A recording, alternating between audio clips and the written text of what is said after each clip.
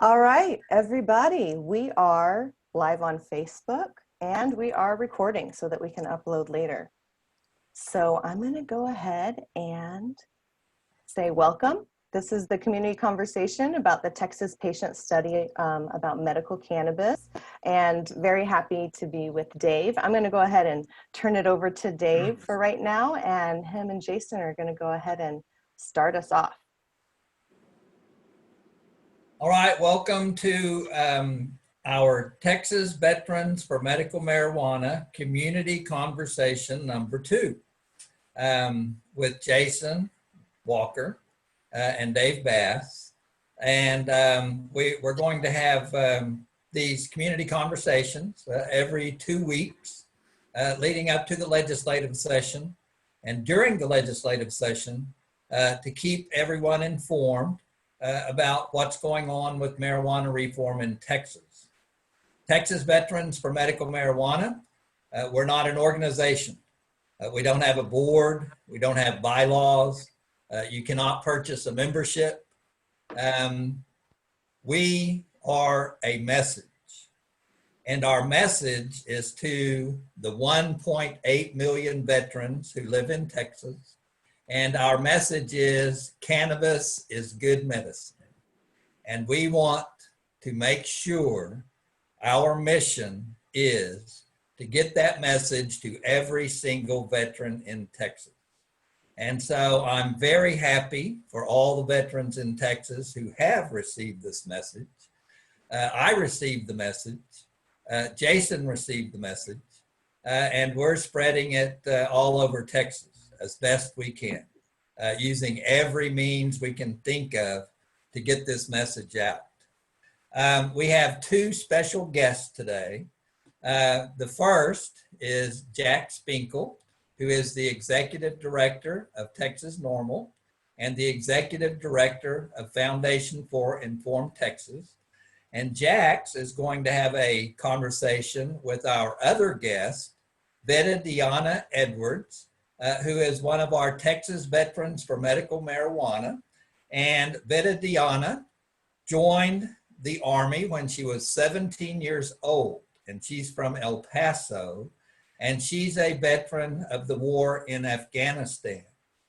Viridiana received her Master of Arts in Sociology at the University of Texas at El Paso. She is the author of the study titled The Battle Off the Battlefield, Exploring Medical Cannabis Use Among U.S. Veterans Looking for Relief. Viridiana is currently enrolled in the nation's first Master of Science in Medical Cannabis Science and Therapeutics with the University of Maryland. And she is the owner and founder at Cannabis Hemp Products. It's a real honor for us to have Viridiana as our guest today on Community Conversation number 2. So what's up, Jason? How have you been doing, man? I've been doing great. How about yourself? Doing good. Trying to survive the pandemic.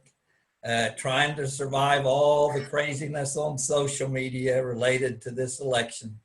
I mean, this is the craziest year of my life. Well, I take that back. I've had a couple other really crazy years, but this is definitely one of the craziest years of my life.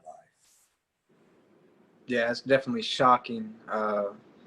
But I mean, I've just been trying to do what I could do for my mental health and keep my head straight. And, you know, that's being outside and being active, being on my skateboard, and, you know, eating right and just making sure I'm here in the present. But that doesn't mean I don't get consumed by the stuff. I still do.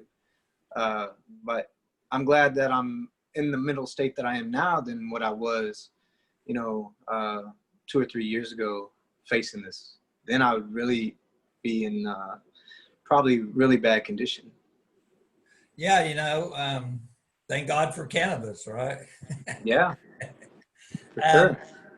So what I would like for us to talk about today is when I spent 4 years in the Oklahoma National Guard, 1981 to 1985. And then I came on active duty in 1985. And I had gone through ROTC at the University of Tulsa. And when I applied for active duty, I received a letter in the mail. And this letter said, you've been accepted, congratulations, you've been accepted on active duty as a regular Army officer in the U.S. Army Signal Corps. And I had no idea what the Signal Corps was because I was infantry in the Guard. And so I went to my professor of military science and I said, sir, what the hell is the Signal Corps? And he was a field artillery officer, so he started laughing. But I enjoyed being a SIGO, as we're called in the Army, because I spent most of my 21 years in combat arms units, which was fun. But we received another letter and said, the U.S. Army has started a urinalysis program to test for drugs. And you will be tested on your second day when you in process at Fort Gordon. And so all of us second lieutenants arrived at Fort Gordon, got settled in the first day. They woke us up at 0600 the next day, day 2, and we got in formation. And then the first sergeant lined us up. And I had my first urinalysis I had ever had in my life. Went in and peed in the bottle. And this was the very first class of second lieutenants at Fort Gordon who participated in the urinalysis program that the U.S. Army had just instituted. And of course, I wasn't using any illegal drugs. I wasn't using any drugs at all at the time, so it's no big deal to me. But 2 second lieutenants came up hot on the urinalysis for cocaine. Oh, and and they they admitted to the chain of command that they had used cocaine. They were both from different states, so this was 2 different going away parties. They both admitted that at their going away party, 3 nights before, their friends had forced them to snort cocaine. And unfortunately for them, it was still in their system, and they came up hot on the urinalysis and got kicked out of the Army before their career even started. It was tragic. But I tell you what, that was a loud and clear signal to all of us that the Army's zero tolerance policy for drugs was in full effect in 1985.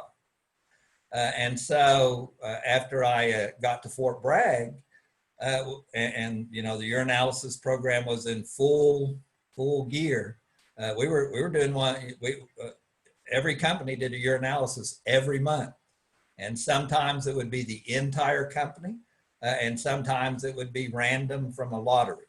And sure enough, when I got there and had my first communications section, one of my soldiers came up hot for marijuana, and it was shocking. My company commander called me in and told me this soldier had came up hot for marijuana, and we were going to kick him out of the Army. And it was terrible because he was a good signal soldier, but zero tolerance meant zero tolerance. And my company commander processed the paperwork and the first sergeant, and they kicked that soldier out. And that happened throughout my career of soldiers coming up hot for marijuana on the urinalysis and then getting kicked out under the zero tolerance policy. It was no joke, and many of those soldiers were really good soldiers. And a lot of times it happened when they were home on leave and they got back with their buddies in the neighborhood. What was your experience? Oh, mine was a little different. Right whenever I got into the military at MEPS in Oklahoma City, we had to do a UA. And back then, of course, I was clean. I didn't have any problems, but I remember that there was one person that, you know, they had those testers right there that they would test it, those little pieces of paper or something. And this one kid, he came up positive. So they allowed him to continue to drink water and pee until he wasn't positive anymore. But then after that, it was around 2006. I was NCO, young NCO, E5. I had, like you said, after we had come back from leave from Iraq, we all had UAs, and I had a soldier that pissed hot, and it was a little different back then. It was zero tolerance, but you know, he had to go through a big process. We were in Hawaii. CID was involved. I had to take him to a couple of CID appointments, and they investigated him thoroughly. You know, they were asking where he got it and things like that. They were really big on it back then. And we had to, we kicked him out. And it continued like that for, I say, a couple of years until, you know, that zero tolerance became, it wasn't zero tolerance anymore. It was like, okay, you know, let's see, let's use a little bit of common sense here. Maybe we can rehabilitate some of these people, right? And keep some of these soldiers, because the war was going on. We had to continue to, you know, have the numbers to force the war machine that we were in. But, you know, as the years went on, I got out, you know, I got in 97, I got out in 2017. If you were an E5 or above and you came up hot on a UA, you're probably going to get put out. But if you were a soldier, they were going to give you a chance. But, you know, there weren't too many NCOs that were coming up hot. Well, toward the end of my career, the Army started the one strike rule, which, as you say, for the enlisted soldiers, if they come up hot, then they had to go through the drug counseling program, and they got a second chance. But in the Signal Corps, most soldiers had to have a security clearance. And so soldiers who came up hot for marijuana, when it came time for them to renew their security clearance, even if they didn't get kicked out of the Army, very often would lose their security clearance. And that was a big deal. Yeah. It sure was. And then the other thing was that it caused a lot of corruption. I remember in Alpha Company, 25th Signal Battalion, which is where I served after being in the Aviation Battalion.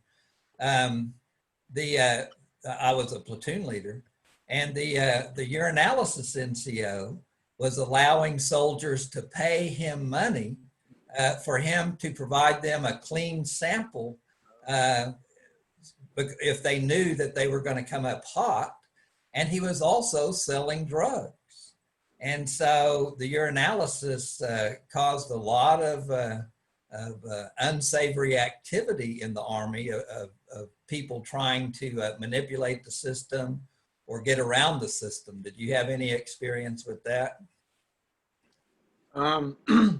Not firsthand, but we've all heard the horror stories, just like the one that you said. But I not personally, but man, it was the Army spends the military spends a lot of money on those UAs. And towards the end of my career, I remember it was weekly that we were doing UAs, and maybe it was 10% of the unit, but you know, quite a bit we would do 100%. And you know, they're not testing 100% of those bottles. They're still going to test 10% of that, but it's still a lot of money that they use. Mm-hmm. Yeah. So I don't think that the attitude has really changed a lot in the Army. Several years ago, we did a medical marijuana seminar here in Killeen, and I went over to Fort Hood to the mental health clinic. This was 2015, if I recall correctly. And I went over to the mental health clinic at Fort Hood, where I had been diagnosed with PTSD. And I took a flyer over there to invite the commander, who was a colonel of the mental health clinic at Fort Hood, to come speak at our medical marijuana seminar and speak on the subject of how the Army treats soldiers who are identified as having PTSD, or he could send one of the doctors over. And that's all, you know, we wanted them to do is present to the people who were going to be there. And we had a great turnout, including the media. to tell us what was the Army's current treatment method for PTSD. And when I explained to his civilian counterpart what I wanted, then she went into his office, and I stood in the door, and he looked at me and laughed in my face when he understood that it was a medical marijuana conference, and would not even talk to me. So I'm not sure that the attitude in the Army has really changed a lot. And we also know that the entire US military has banned CBD products. Have you read about that? Yeah, but in all fairness, you know, with the CBD out there and with people having UAs and pissing hot, as we say in the military, I would, you know, steer away from that if you're a career military person. I know it helps me, but you have to, you know, look at those things. If you're a career NCO and you want to take CBD, you just can't do it, or a career soldier, a career officer. And we know it helps, and we know it's great, and we know it doesn't have any psychoactive effects, but with the way the companies are putting them out there right now, you can't tell if it's going to be underneath that 0.3% or not.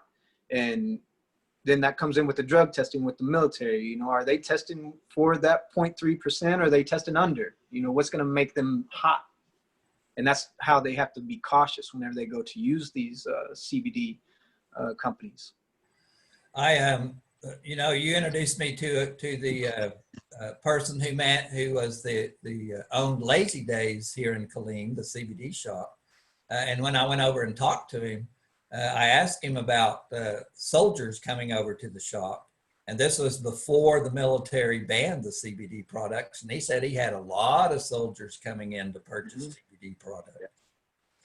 So I think it was being widely used in the military.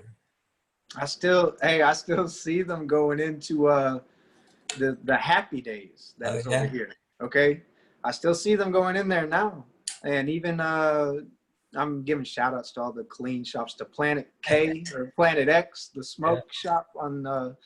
I've seen them in there too. I just always tell them be careful, and I tell them exactly, you know, what I just told you too.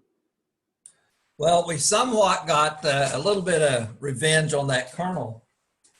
Where's my paper? Oh, so so Viridiana is going to talk about the Texas patient study for medical cannabis, and Jax wrote this fantastic press release about the study. And when we put the press release out on the street, then we never know which newspapers and media outlets are going to pick it up.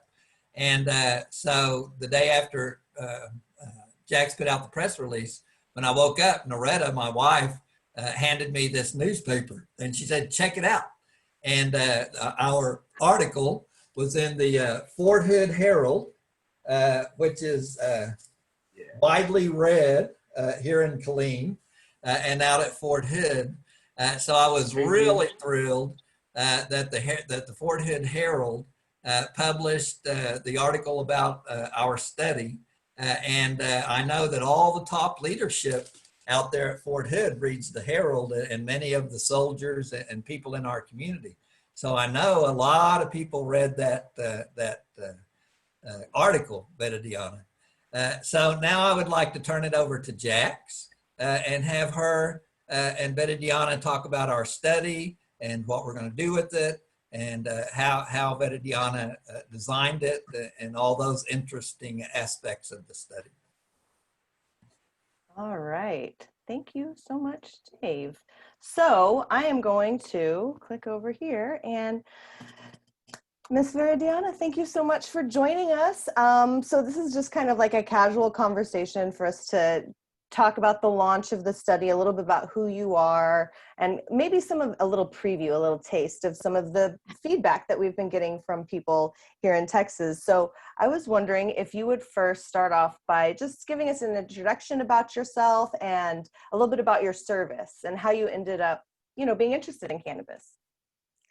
Hi, thank you so much for the invitation. I appreciate the invite.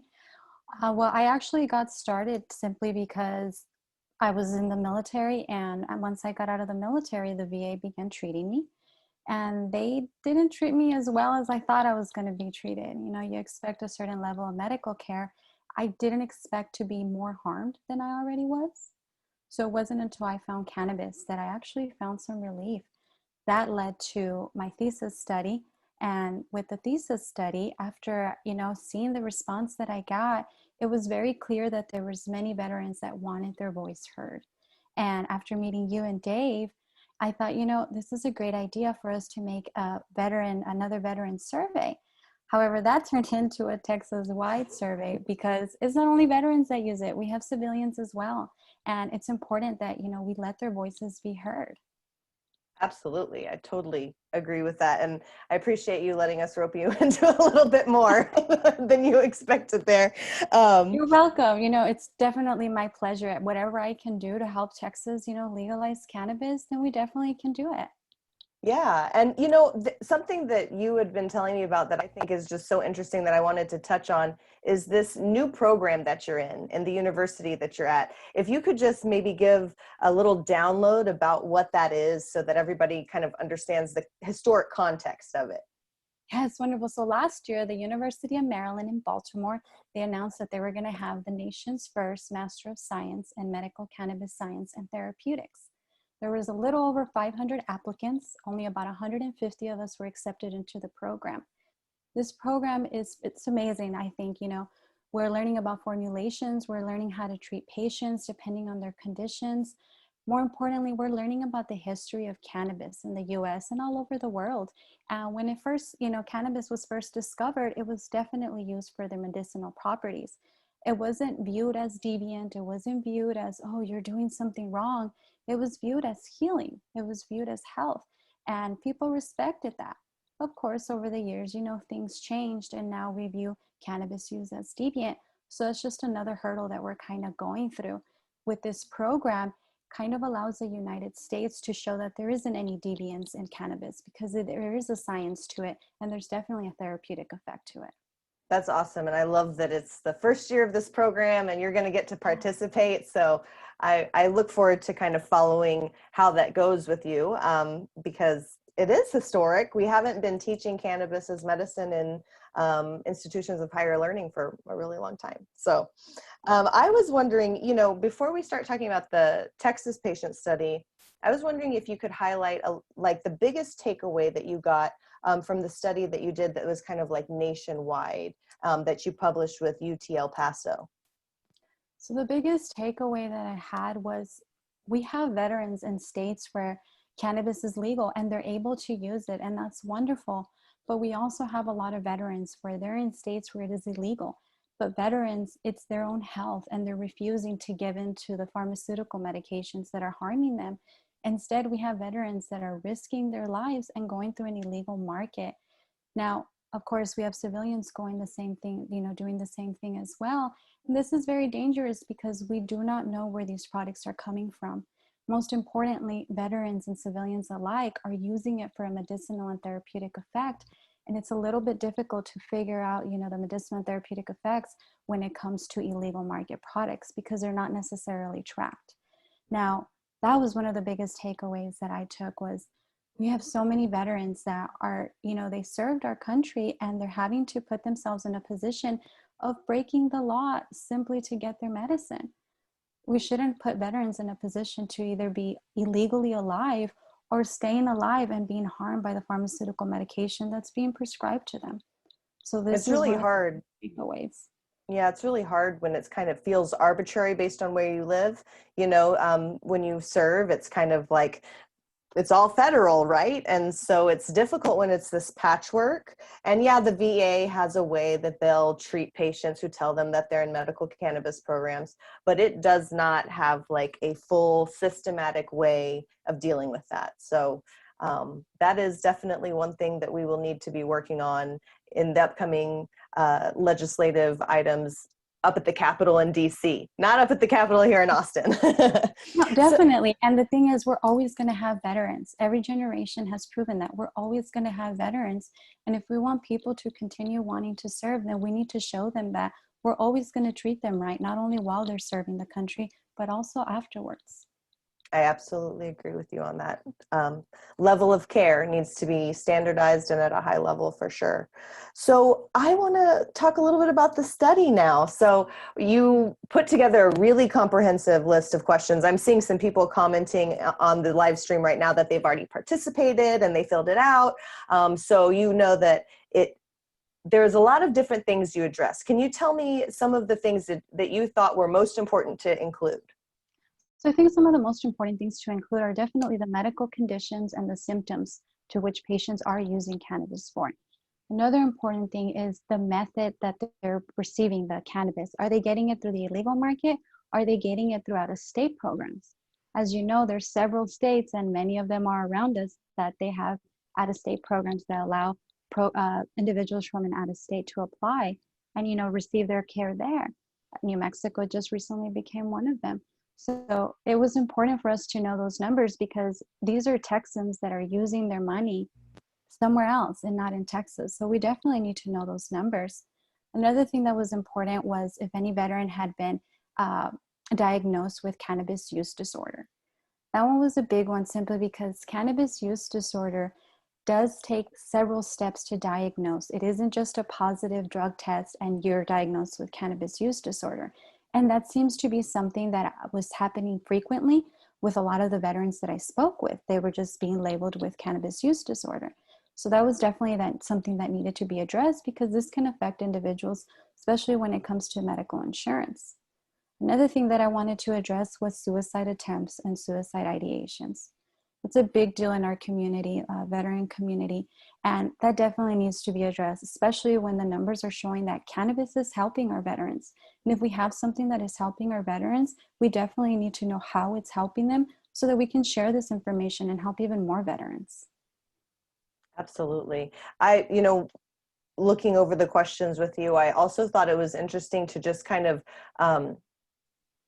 understand the variables too. So you created, the survey, but you also have, if you check, yes, I'm a veteran, you kind of get this additional set of veteran specific questions that you can take. And you also did one from the point of view of, medical refugees. We know that there are quite a few people who have had to leave Texas so that they could have access because the idea of transporting it just was, not feasible for them, which I understand.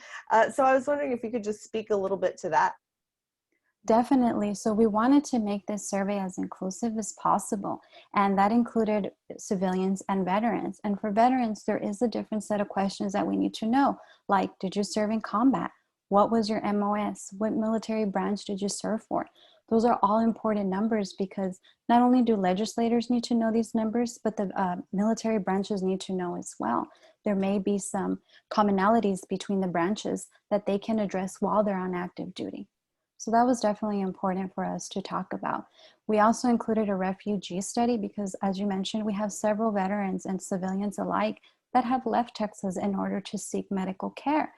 And, we had Alexis B from Texas that moved over to Colorado.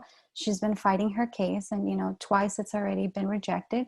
But we can't stop fighting because we have people like Alexis, we have people like Texas veterans and Texas civilians. And if we can be their voices, then that's definitely what we're going to do.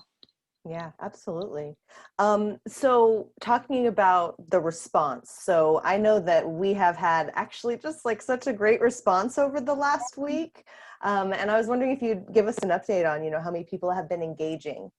Yes, definitely. So over the last week, we have had 950 responses for our resident and veteran questionnaire and 20 responses for our refugee questionnaire. Those are amazing numbers. We are almost close to our 1,000 goal, which of course, if we can surpass that, the more the better. The more numbers our legislators have, the more informed that they are. So we definitely want to get, more people taking this questionnaire.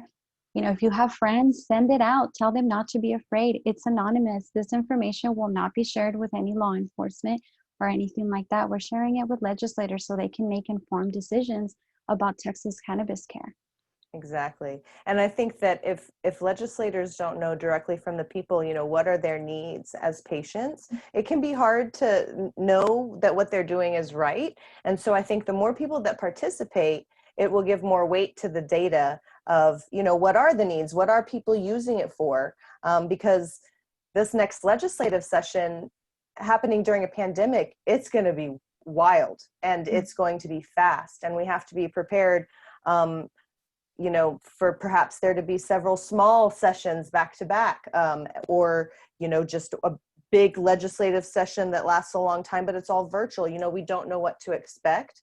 So having this prepared in advance of the session to give out to people, I think can help inform them whenever they're looking at these different pieces of legislation. And the anonymous part too, I mean, you know, there's schools of thought about making sure that you can collect people's data and contact information for the study. And then there's the school of thought, well, we want to encourage participation. You know, we are in a state that has some fairly harsh cannabis laws, especially if you happen to be a patient who uses concentrates, right? And some localities don't really enforce those rules, but a lot still do. So I think that that was a good decision that was made to make it anonymous, because I do think people will be more honest about it and more truthful about their use.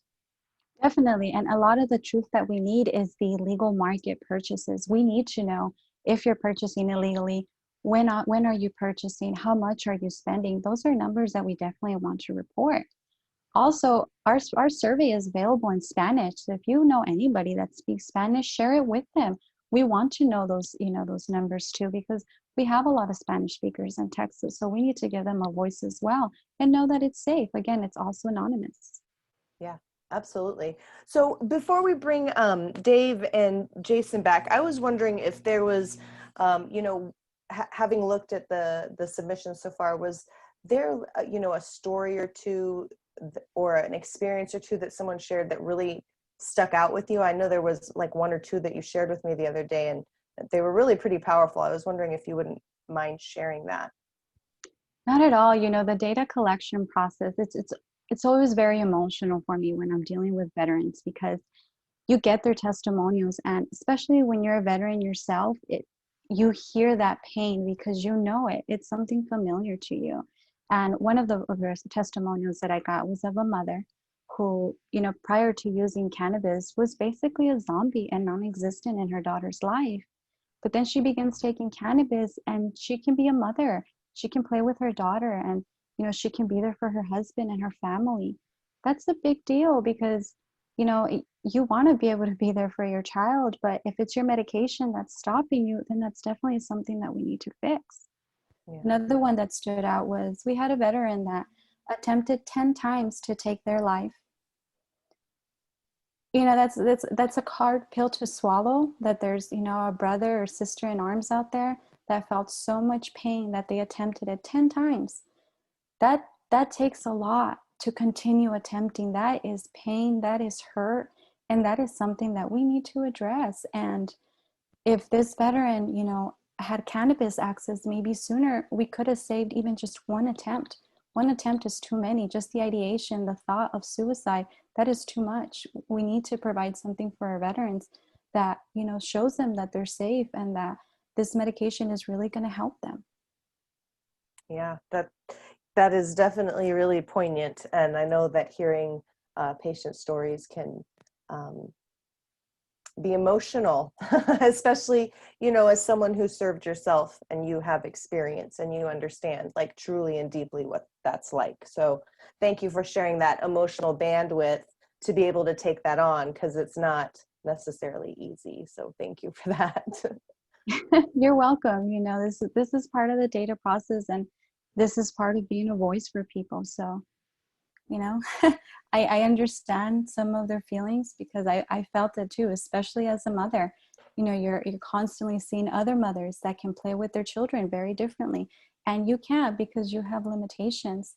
So when you have a tool that allows you to be, quote unquote, a normal mom, you want to yell at the top of your lungs, and you want everybody that's suffering, that's feeling pain, you want them to know so that, you know, they can try it and they can be saved.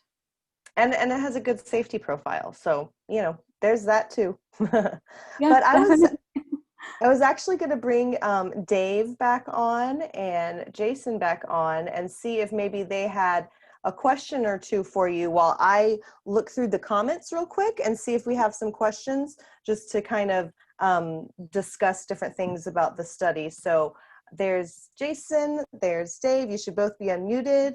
Do you guys have any questions for Viridiana? Hey, Viridiana, I know that reading these stories that you're reading every day now are very emotional because, you know, we collected pill bottles from veterans all over Texas, and we have hundreds of pill bottles.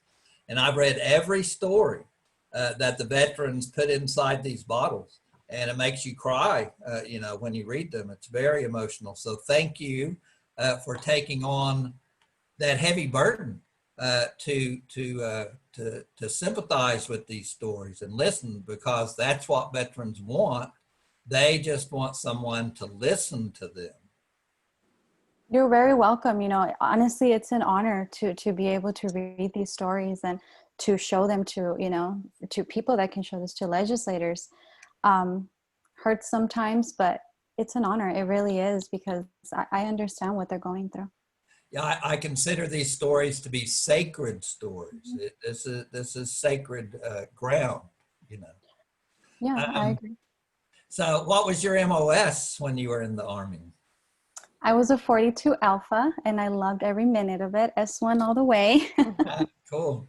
And what unit were you with in Afghanistan, and when were you there? So when I was in Afghanistan, I was with a unit out of Cedar Rapids, Iowa, the 649th RSG. And out there, we were working the mayor's cell. It was different because I, you know, got attached to this unit, and I deployed with people I didn't know. I went from my unit from El Paso, Texas, the 647th RSG, to the 649th. So it was definitely attachment and an adjustment, deploying with people that you don't necessarily know. But it was fun. You know, when you join the military, I don't know how to explain it, but if I could do it again, I would, even with all the injuries and everything, because it was probably some of the best times of my life was in the military. Yeah, me too. If I get a second life and the Army recruiter comes around, I'll probably sign up again. What about you, Jason? You were in Afghanistan, right? Yeah, I was. And thank you, V, for your courage to make this study and to want to be the voice for everybody here in Texas. I just want to applaud you for that, and thank you again. I was in Afghanistan. Yes, I was there in 2014, the coast region, the eastern Afghanistan. Nice. Okay. Yeah, I was in Kandahar, Afghanistan from 2009 to 2010. Nice. Well, welcome home. Thank you. Thank you. It's good to be home. It'd be nicer to have cannabis access at home, but I'll take this home for now. Well, I participated in an event at Rice University in the drug policy group there, and a person who works with veterans in New Mexico said that what she noticed immediately when she started working with veterans in New Mexico was when a veteran left Texas or another non-legal state and moved to New Mexico and got his or her medical marijuana card, their stress level, their paranoia level, their hypervigilance went down to close to zero, just because they were now in a legal environment.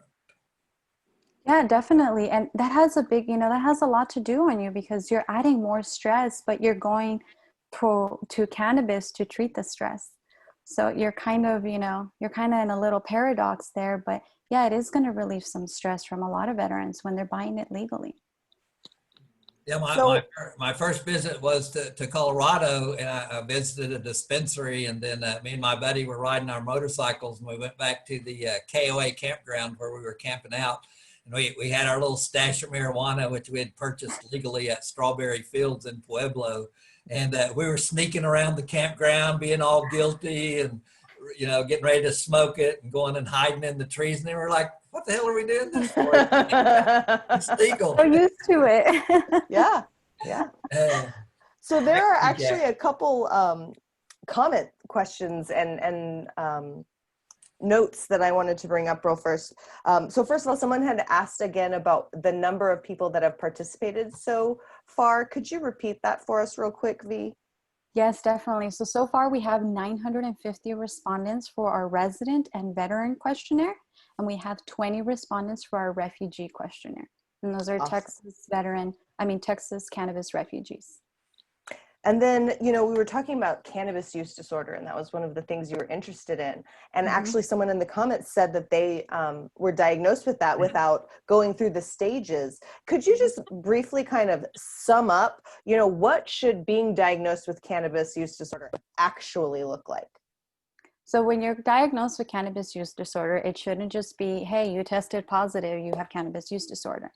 No, there's about 10 to 12 steps that they have to go through, which includes therapy sessions. It includes failed attempts of the user trying to quit cannabis. And it also includes several failed drug testing. It's not just one drug test and that's it. So there's several steps, 10 to 12 steps before you can actually be diagnosed with the disorder. So it seems like they're kind of skipping maybe all of the steps and just a positive test. Yeah. The entire list. And one veteran is sharing that they formerly were on 18 different prescriptions, and now they just use cannabis. Can you imagine how their liver and kidneys must feel? I mean, probably very happy. Yeah. They're probably very happy. Functioning a little bit. So, Dave, I know exactly how that feels. Yeah, Your body feels way better. How many meds were you on, man? Are you asking me, Dave? Yeah, Jason. I was on 10 medications, but some of those were like Seroquel, like 450 milligrams twice a day. And that's a very heavy antipsychotic. And that's kind of, goes to how sick I was, and how well I can be whenever I'm not on it and I'm on cannabis. Definitely. Yeah, man, just seeing you on your skateboard is the witness to the healing power of cannabis. And I'd like to say something about that. Whenever I was on those medications, I couldn't skate. I couldn't even get on my skateboard and stay on it, just riding it and not doing any tricks. And you don't even understand how much that broke my heart. And I was out there with my son. I just told him right there, I was like, man, I can't do this ever again, because I knew I was going to have to be on those medications for the rest of my life. So that was like a part of me had died and I already let it go. And now, finding it again through cannabis is just a whole different level of healing. It's amazing. Definitely. And that was another question that was, very important on the survey is which medications did veterans stop taking? But most importantly, which medications are you still taking? Because there are veterans that are still taking, pharmaceutical medications with cannabis. And that data is pretty important because it is important for medical professionals to know that we've had veterans taking certain kinds of pharmaceutical medications, and that's helping them more than just taking the pharmaceutical alone or cannabis alone. Understanding the drug interactions is very important. In fact, there will be, to just bring it up real quick, at the Texas Veteran Cannabis Conference that we're hosting in October on the 17th, it's an online conference. There will be a pharmacist who will be talking about some of these drug interactions so that people kind of know what to look out for. There can be interactions, just like if you take, St. John's wort or grapefruit or something like that, it can interact with certain medicines. And so you have to be very thoughtful about that. I had one more question specifically for V that someone was asking. And then I wanted to ask a general question before we kind of wrap it up here. So in relationships to this master's program that you're working through, is that to the end to become a therapist or counselor, they're wondering, or what do you plan to do with that Master of Science? Personally, what I plan to do is be a medical cannabis therapist consultant. So any people or patients that are looking to switch to cannabis, I would be able to do consultations with them online and get them the exact dosages and which strains would be better for their conditions. Awesome. Very cool. So one other thing that has been brought up in the comments that some people, and especially veterans, tend to not participate in state-sanctioned programs, cannabis programs, because of their concern about their right to bear arms. As I'm sure you know, there is, I think it's 11E when you register for your license or for your gun registration, that you have to say you do not use any illicit drugs. And so I was wondering, did you guys have any anything that you'd like to speak to about that? Because a couple people have brought up about their concern about losing their ability to own a handgun or some other firearm. That's always a Go ahead. that's always a big concern of mine, because I like my Second Amendment rights. I do. And I like to have the choice of, if I want to conceal carry, I can. I do have my license. And whenever I go to speak to legislatures and they have their bills wrote out and things like that, that's always my second question, is what are you going to do, to protect the Second Amendment rights of these people that are going to have your state-run medical program. Yeah. And that was a big deal in Oklahoma when Oklahoma passed their medical marijuana program. That was very important, that patients in Oklahoma were assured by law that they would not lose their Second Amendment rights by becoming a medical marijuana patient. And so that is just as important in Texas when we get a medical marijuana program passed through our legislature, that our legislature protects the Second Amendment rights of veterans, patients, and caregivers. Yeah, it's nice that there's that example of Oklahoma that we can look to and, try to learn from that, right? Because while other people are trying things, we can take lessons from that and hopefully implement that into a really strong program that benefits patients and fulfills the needs that they have. Definitely. And I do hope that we look to Oklahoma as far as, their regulations go, because I think what they did, they laid it out pretty well. They legalized it and then they protected the Second Amendment rights. That's definitely what people want to hear. They want to know that they're protected. Absolutely. Even the employees too, they made a law for that as well. So the people that had cards and they're not in those jobs that need to not have cannabis in your system, they're protected as well. Right, like people who are, for example, drivers who have those, special licenses. As far as I know, they have to be tested and they can't come up positive for that. So that is very important to address that and to think about, that type of policy and even, all of these state employees that are getting drug tested or stuff like that, having that type of conversation. So we're covering all the questions from online. Before we close for today, did you guys have any kind of like last takeaways or topics you want to cover real quick? Yeah, I stole this from one of my favorite sports programs on ESPN, which is The Last Word. Okay. So each of us get a last word. So I'll start and then Jason and then Viridiana and then Jax can wrap it up. But my last word is on September 2nd, which is the first Wednesday of September. Texas NORML will be streaming our monthly Texas NORML meeting. And Viridiana will be back on to talk to Jax again about where we're at with this study and update us. And our special guest will be Phil Giroux. Am I saying his name right? Yeah, Phil, our buddy Phil. And Phil is a retired police officer with many years of service. And he included in his career, he was a canine service officer with police dogs. And he was also the head of a personal crimes unit, which dealt with very serious crimes, to include against children. And so Phil is going to talk to us about several interesting subjects. One of them is PTSD among first responders, because we know that PTSD is a big issue among veterans. But Phil, once we met Phil and talked to him, he said it's a huge issue among first responders, of course, firemen, police officers, EMT personnel, and they're under the same restrictions as veterans. They can't use cannabis as medicine. And so he said it's the same vicious cycle as veterans with pharmaceuticals and alcohol. And so Phil can talk to us about that.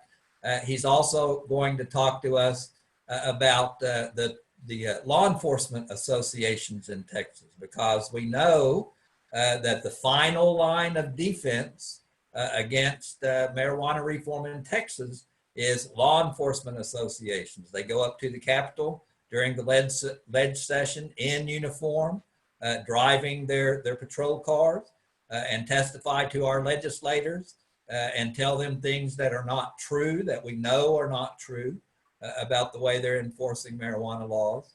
And so Phil is going to talk to us about the power of these law enforcement associations. And then Phil is going to help us out to walk us through what we should do when that patrol light flashes in our rearview mirror. What do you do once that happens? So it'll be a great session. Over to you, Jason. So it's at 8 p.m.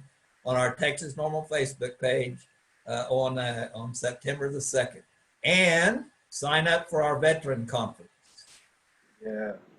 I'm going to piggyback off that. If you've never heard Phil's story, you need to tune in next month.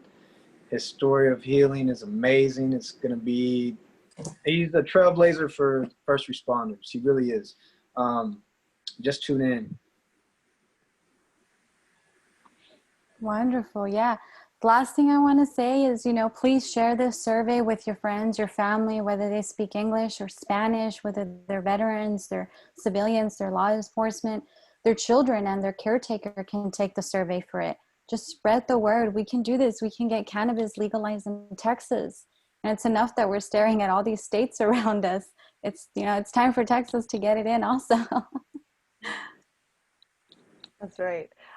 So my final word, or the last word, will be there is the link to the study in the description of this video. So if you have not already participated, click it. It takes just a couple minutes. I would say less than 5. It is pretty thorough, so set aside a few minutes for that. And then share it on all of the social media channels that you participate in. And then also you'll see in the description down below the link to the Veterans Conference that we're hosting in October. Now, of course, it's veteran-centric, but all patients and caregivers are also encouraged to participate, because we're going to have things that are really educational for people, whether you're a veteran or not. We're going to have 4 different doctors talking about how cannabis works, like kind of 101, THC as medicine, because it is. And then we're also going to talk about PTSD, pain, and cannabis, how they interplay with each other.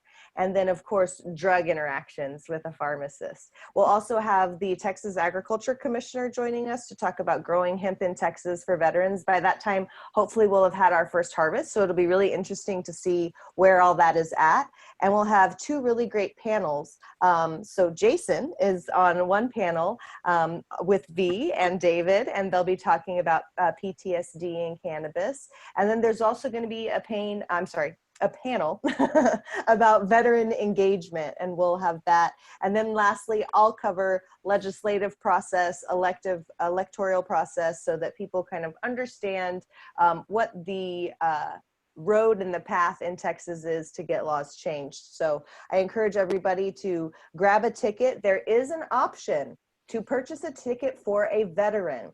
So veterans, if you're not able to afford the $15 to participate in the 4-hour seminar, we do welcome you to fill out the form. So far, almost as many tickets have been purchased for veterans as veterans have applied.